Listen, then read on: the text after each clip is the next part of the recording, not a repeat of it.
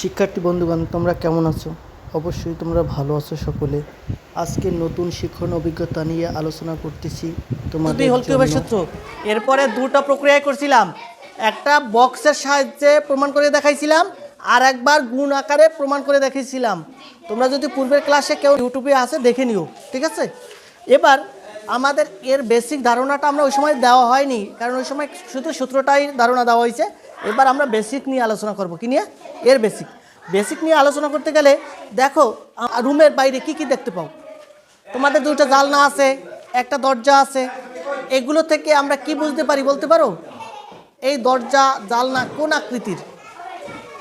সাধারণ দৃষ্টিকোণ থেকে কে বলো, কে বলবে? লম্বা আকৃতির। এখানে মাত্রা কয়টা? আমরা যদি এই দরজাটার কি বের করবো, ক্ষেত্রফল বের করি, তাহলে আমাদের কি কি লাগবে? দৈর্ঘ্য গুণ প্রস্থ। ঠিক মতন বলো, দৈর্ঘ্য এবং প্রস্থ লাগে।